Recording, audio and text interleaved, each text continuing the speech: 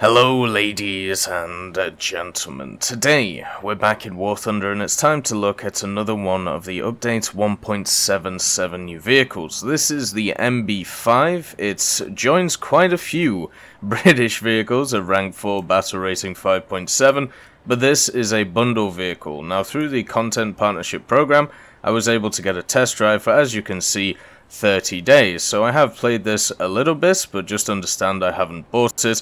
I was able to get it through the program that Gaijin offer. So what are we getting out of this machine? Well, first of all, we have to look at its BR. It shares the same BR as the two other premium fighters for Britain at rank 4. Also, the Sea Fury, Spitfire LF Mark 9, the Tempest Mark 5, two of the early Griffin Spitfires, the Hornet Mark III. Let's just say this area is quite stacked compared to, you know, the MB.5. So first of all, take that into account. But you do get quite an interesting machine on top of it. It is definitely different to the other machines that we see. It has a Rolls-Royce Griffin 8312 cylinder inline. It is a contra prop, which is also kind of interesting. But just understand, this is a Griffin aircraft. It is obviously not a Griffin Spitz, but it does have the powerful engine. Look at the power on that, 1900 horsepower. It's also got self-sealing fuel tanks around the pilot and the oil cooling system, which is sat in a place which basically means if it gets hit, it's incredibly surprising that your pilot is not dead. You also have a liquid cooling system back here. If that gets hit, well, your engine will melt itself alive. But overall, the engine seems to be quite relaxed in that regard, as long as nothing gets hurt. You are armed with four 20mm Mark II Hispanos.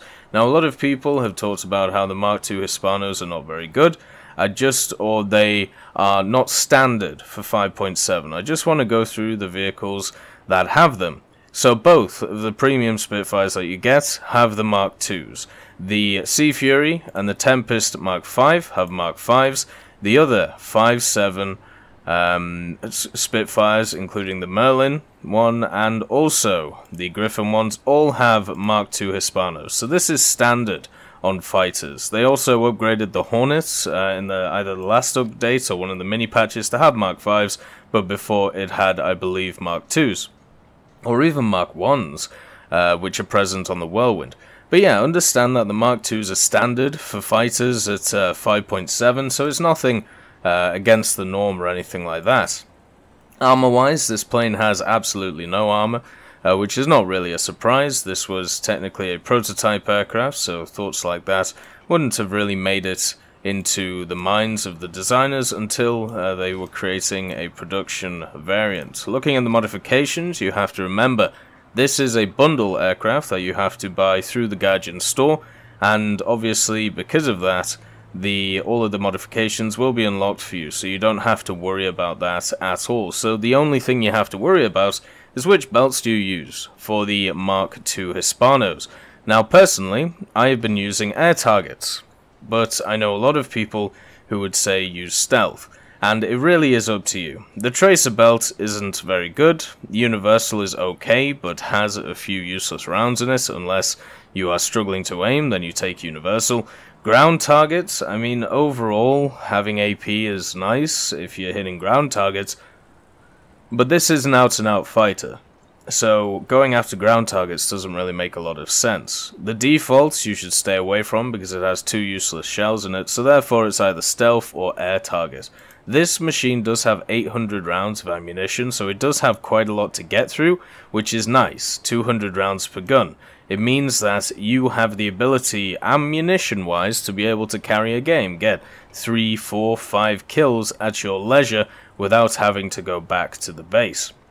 As you can see, it doesn't have any secondary armament though, making it pretty useless in ground forces, since the Hispanos are only going to be good at taking out certain AA, and also from a fighter point of view, well, we'll get into that in the gameplay portion of it.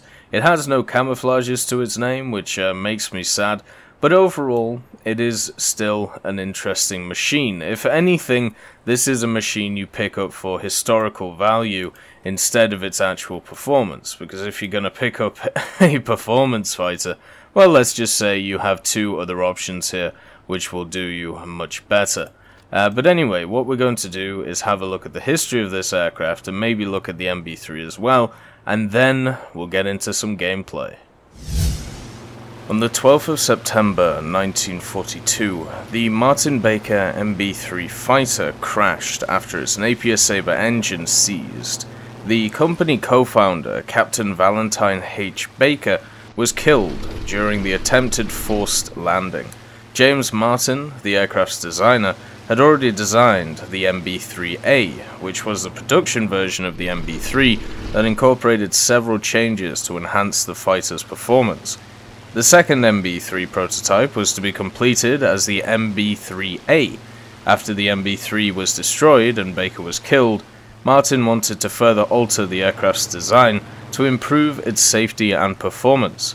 Perhaps the paramount change was to replace the Sabre engine with a Rolls-Royce Griffon one. The British Air Ministry doubted the quick delivery of the two MB3 prototypes still on order and was agreeable to a contract change. They authorized the construction of a single prototype of the new aircraft design designated MB.5. The MB.5 was given serial number R2496, which was originally allocated to the second and never built MB3 aircraft. The third MB3 prototype was cancelled. The Martin Baker MB.5 was officially designed to the same Air Ministry specification, F-18/39, as the MB3. Also, the aircraft's construction closely followed the methods used on the MB3. The aircraft's fuselage was made of tubular steel frame and bolted joints. Attached to the frame were formers that gave the fuselage its shape. Aluminium skin panels were attached to the formers, and detachable panels were used wherever possible. A rubber seal attached to the formers ensured the tight fit of the detachable skin panels, which were secured by DZUS fasteners. The large and easily removed panels helped simplify the aircraft's service and maintenance. Also, the MB5s were very similar to those. The MB5's wings were very similar to those used on the MB3, except that each housed only two 20mm cannons with 200 rounds per gun. All control surfaces used spring servo tabs, the rudder was fabric covered, but all other control surfaces were metal covered. The aircraft's brakes, split flaps, and fully retractable landing gear were pneumatically controlled, and the air system operated at 350 psi. The main wheels had a wide track of 15 foot 2 inches, two fuel tanks were housed in the aircraft's fuselage, an 84-gallon one or 318-litre tank was positioned in front of the cockpit, and a 156-gallon one or 591-litre tank was positioned behind the cockpit. The cockpit was positioned directly above the wings and was enclosed with a bubble canopy. The cockpit had a very good visibility, and its design was praised for the excellent layout of gauges and controls. The three main gauge clusters hinged downward for access and maintenance. The MB5 was powered by the Rolls-Royce Griffon 83 engine. It was capable of 2,340 horsepower with 25 psi of boost and 130 PN fuel. The engine originally turned a 6-blade rotal contra-rotating propeller, but by late 1945, a 12-foot 6-inch de Havilland contra-rotating unit was installed. A small scoop under the spinner brought in air to the Griffon's 2-speed, 2-stage supercharger. The intercooler, radiator, oil changer were arranged in that order in a scoop under the fuselage. This arrangement provided some heat to the oil cooler when the engine was first started and prevented the oil from congealing and restricting the flow through the cooler. The aircraft had a 35-foot wingspan and was 37'9" long and was 14'4" tall. The MB5 max speed clocked in at 395 miles per hour at sea level, 425 miles an hour at 6,000 feet, and 460 at 20,000 foot. Normal cruising speed was around about 360 miles an hour at 20,000 feet. The aircraft itself stalled at 95 miles per hour clean, and at 78 miles per hour with flaps and gear extended.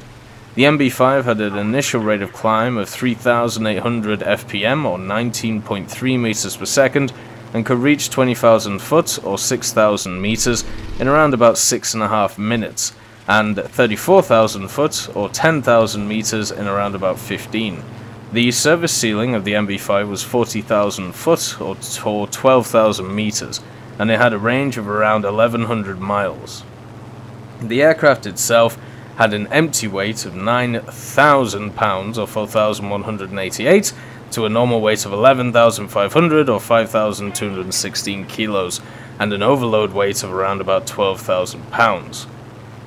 The actual construction of the MB.5 started in 1943, and some components, possibly the wings and the tail of the second MB.3 prototype, were used in the MB.5.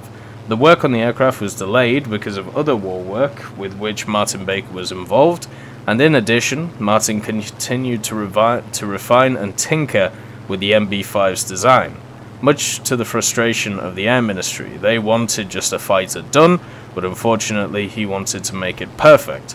However, the Air Ministry decided that Martin was going to do whatever he thought was right, and that the best course of action was to leave him alone. The MB.5 would be done when Martin decided it was done. Captain Baker was Martin Baker's only test pilot and was never replaced. As the MB.5 neared completion in the spring of '44, Rotol test pilot Leslie Bryan Greenstead was loaned to fly the aircraft. On the 23rd of May 1944, the MB.5 was disassembled and trucked from Martin Baker's works in Denham to the Royal Air Force Station in Harwell. The aircraft was reassembled and underwent some ground runs. Later the same day, Greenstead took the MB.5 aloft for his first test flight. To disassemble, transport, reassemble, and flight test an aircraft all in one day speaks to the MB.5's impressive design. Greenstead was not overly impressed with the aircraft's first flight because the MB.5 exhibited directional instability. In fact, he said the aircraft was an absolute swine to fly. Martin listened intently to Greenstead's comments and immediately went to work on a solution. The increased blade area of the contra-rotating propellers had a destabilizing effect when coupled with the MB.3 tail that was originally used on the MB.5. To resolve the issue, Martin designed a taller vertical stabilizer and rudder, which were fitted to the MB.5. The change took around 6 months for Martin to implement, but when Greenstead flew the aircraft, he said he was impressed by its performance and handling. In addition, a new horizontal stabilizer was fitted, but it is not known exactly when this was actually done. From its first flight until 1945 in October, the MB.5 accumulated only about 40 flight hours. Martin Baker had been informed around October 1944 that no MB.5 production orders would be forthcoming, given that the war was winding down and any production aircraft would most likely enter service after the war was over. Some sources state that the MB.5 was prepared for a speed run in the fall of 1945. The Griffon engine was boosted to produce a 2,480 horsepower, and the aircraft reached 484 miles per hour, which was on a measured course near Gloucester. However, the speed record claim seems highly doubtful. On the 29th of October 45, the MB.5 was one of the aircraft exhibited at the Royal Aircraft Establishment at Farnborough. It was the only aircraft present that had a contra-rotating propeller. When Greenstead was demonstrating the aircraft before Winston Churchill and RAF officials, the Griffon engine failed. With his vision obscured by oil and some smoke in the cockpit, Greenstead jettisoned the canopy. The canopy flew back and struck the tail, but Greenstead was able to land the MB.5 without further damage. So that was kind of impressive from his point of view. The MB.5 had accumulated around 80 flight hours by the time it was handed over to the Aeroplane and Armament Experimental Establishment at Boscombe Down.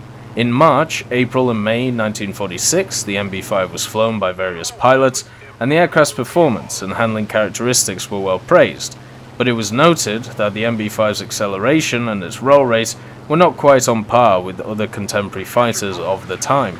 Overall, the test showed that the MB.5 was an excellent aircraft, and that it was greatly superior from an engineering and maintenance standpoint to any other similar type. The MB.5 was back at RAA Farnborough for an exhibition in June 1946. During the show, Polish squadron leader Jan Zurakowski flew the aircraft in a most impressive display, and later stated that the MB.5 was the best airplane he had ever flown. The MB.5 was flown sparingly until a number of flights were made toward the end of 1947. Wing Commander Maurice A. Smith flew the aircraft during this time and highly regarded the MB.5's layout and performance. From mid-November to the end of 47, the MB.5 was loaned to de Havilland at Hatfield for propeller testing. In 1948, the aircraft returned to RAE Farnborough, where it was flown by legendary pilot Captain Eric Winkle Brown. Although Brown was slightly critical of the aircraft's lateral handling qualities, he said the MB.5 was an outstanding aircraft, and that he had never felt more comfortable in a new aircraft. On the 5th of May 1948, the MB.5 was sent to the Air Ministry Servicing Development Unit at RAF Wattisham, and there it served as a training airframe until it was moved to RAF Bircham, Newton, around the 50s. Reportedly, the MB.5 was used as a ground target until its battered remains were burned in 1963, an inglorious end for such a fine aircraft. The Martin Baker MB.5 is one of the handful of aircraft that demonstrated superlative performance and flight qualities, yet never entered production due to the end of World War II and the emergence of jet aircraft. It is quite impressive that the MB.5 was created by a small firm that produced a total of 4 outstanding aircraft, each being a completely different model. Despite the quality of Martin Baker's aircraft and their best efforts to enter the aircraft manufacturing business, the MB.5 was the company's last aircraft. Martin Baker turned their attention to other aircraft systems and became a pioneer and world leader in ejection seat technology.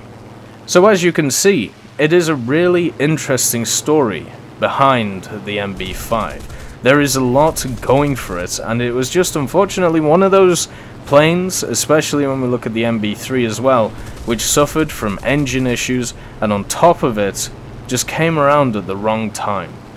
The Air Ministry had already decided that what they wanted to do, what the direction they wanted to go, and that was Griffon Spitfires, Tempest, and also jets. And unfortunately, the MB.5 just didn't fit into their vision.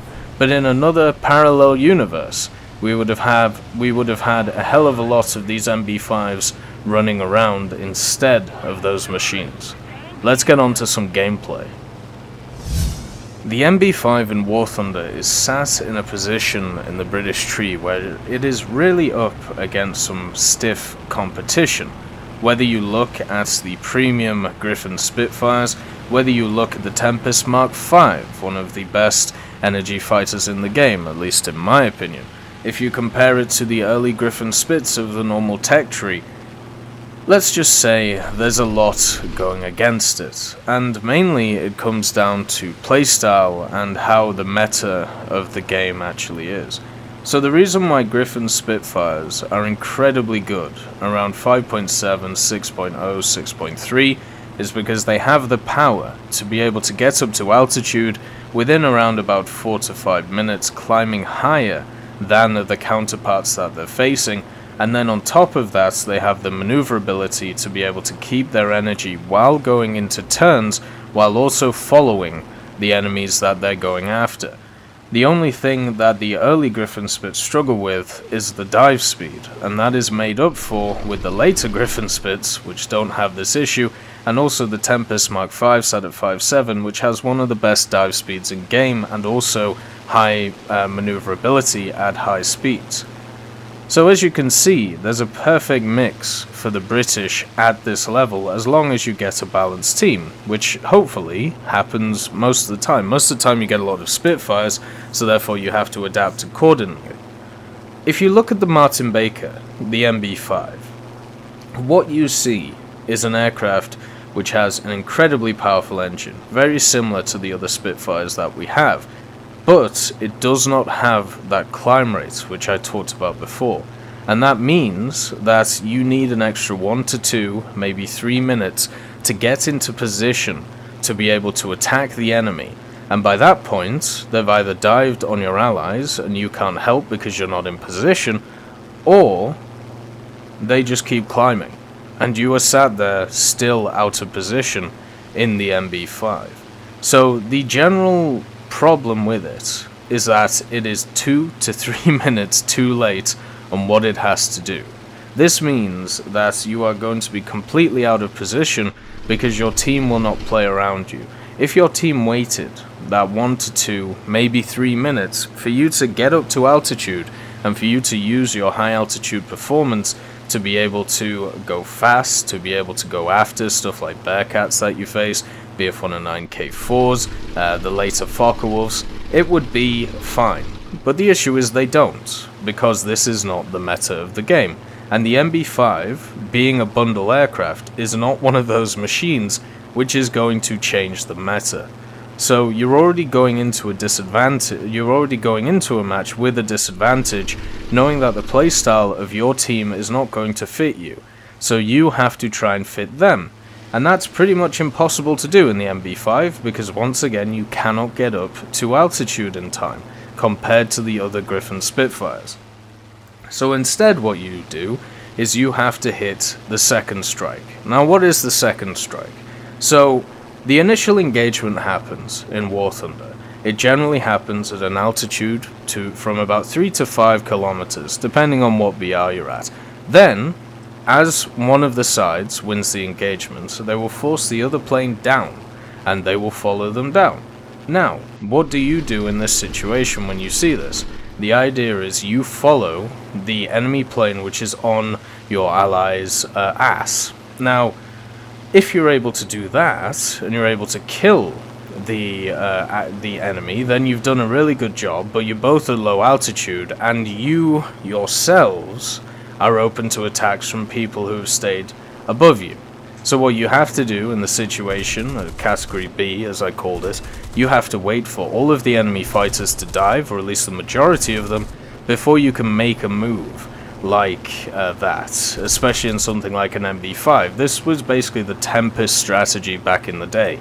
You would have Spitfire LF Mark 9s go in against Bearcats and Mustangs and the like, and they would dive down, and after that the Tempest would follow up and annihilate any Bearcats who were trying to be, let's just say, kinda silly. So that worked incredibly well for the Tempest, because it has that high maneuverability at high speeds. The MB.5's maneuverability at high speeds is not as good as the very early flight model Tempest. I believe the Tempest has had changes since then, making its maneuverability at high speeds not as good, but it's still pretty good. The Martin Baker's struggles, even though it can go quickly. So, unfortunately, in the situation that I'm bringing up, there is no reason to use the MB.5, because you might as well just use the Sea Fury or the Tempest Mark 5, which are at the same BR. So let's actually talk about the value of this machine being a premium, because you have two of the premiums, a rank 4 which are fighters, and you have the Wyvern as well. So it's the first contra-rotating prop fighter that we have. The Wyvern is obviously this as well, and what you get out of it is a lower repair cost. It is the cheapest to repair out of the 3 machines, and you get exactly the same reward across the board for all 3 machines. So in effect, do you want to take this over one of the other Griffin Spitfires that sits as a premium? If that's what you want, if that's what you want, if you want to buy a rank 4 British premium. Well, a lot of people will say buy the Wyvern, because the Wyvern is really good at gaining Silver Lions. You can turn your brain off and be able to just rack it up in air realistic. It also has its use in ground realistic, since it does get you know, alternative secondary armaments compared to the other premiums, which let's just say they are limited in that way. and also it can kind of fight. Even though it's not the best, it can still head on stuff. Now, if we just take that out of the equation, because it's a different type of aircraft, I would say the Wyvern is a great pickup if you do want to research in Silver Line, the British tree. But if we just look at the fighters, and I compare the Griffin Spitz to the MB.5, the MB.5 has faster speed in a straight line if you stay in that straight line for a very long time and you're also at very high altitude. The dive is better on it, it can sustain higher speeds, but that's really about it. You could also argue that the armament is slightly better with the 4 Hispanos instead of just the 2 of them and the extra guns, but that comes down to personal preference.